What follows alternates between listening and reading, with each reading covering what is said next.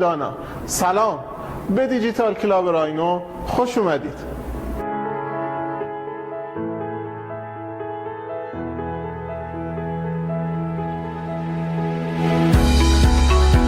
در ویدیوهای قبلی به شکل مفصلی در مورد انواع تکنولوژی باهاتون صحبت کردیم و دیدیم که از بین همه خوبای دنیا روش DLP روشی دقیق‌تر، سریع‌تر و مقرون به صرفه تره.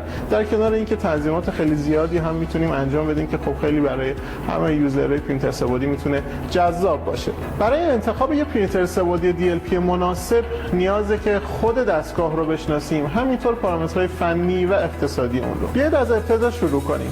بیمار به مطب مراجعه میکنه. در ابتدا دندانپزشک قاعدتاً باید قالب‌گیری رو انجام بده. قالب‌گیری به چند روش میتونه انجام بشه.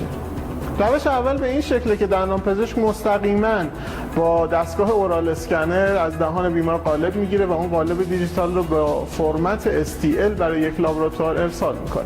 در روش دوم و سوم دندانپزشک مستقیما همون قالب‌گیری سنتی رو از داخل دهان بیمار خواهد داشت و اون رو برای لابراتوار ارسال میکنه. حالا لابراتوار اون قالبی که براش ارسال شده رو یا مستقیما داخل اسکنر میذاره و اسکن میکنه که اصطلاحاً بهش میگیم دیجیتال ایمپرشن، که به شکل مثبت و منفی داخل نرم افزار تبدیل میشه به هندسه‌ای که مد نظرمون هست، یا اون رو تبدیل میکنه به کست گچی و اون رو داخل اسکنر رومیزی قرار میده و اسکن میکنه و نتیجه هر سه روش یعنی داشتن یک کپی مجازی در نرم افزار طراحیمون. حالا اون نرم افزار طراحی که یا تریشیپ هست عموما یا اگزوکت هست. طراحی داخل نرم افزار انجام میشه و خروجی اون میشه STL یا Standard Tessellation Language. داشتن این فایل به فرمت STL که حالا طراحی شده یعنی اتمام بخش کد و آمادگی برای ورود به بخش کم. حالا این فایل بعد در پروسه کم تبدیل بشه به فرمت قابل پرینت برای دستگاه پرینتر سه‌بعدی و این فرمت چیزی نیست جز فرمت عکس.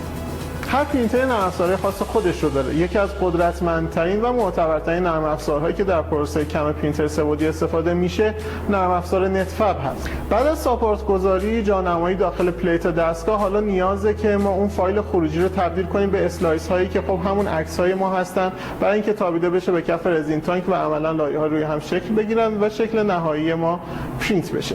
رزین تانک یک مخزن مستطیلی شکل کم عمقه که داخلش رزین ریخته میشه و رزین هم یک مایع فوتوپلیمری که در برابر تابش نور که توسط پروژکتور بهش تابیده میشه کیور میشه. این خلاصه ای بود از جایگاه پرینتر سه‌بعدی در پروسه درمان، از مراجعه بیمار به مطب دندانپزشک محترم تا پرینت قطعه مورد نظر. قرار بعدیمون سه‌شنبه 1 مرداد ماه رأس همون ساعت همیشگی با موضوع شناخت پارامتر فنی دستگاه پرینتر سه‌بعدی. از اینکه با ما همراه هستید بسیار بسیار ازتون سپاسگزارم. من محسن شمس‌آبادی اینجا دپارتمان دندانپزشکی دیجیتال راینو کنارتون و منتظرتون هستیم. نقطه سرخط.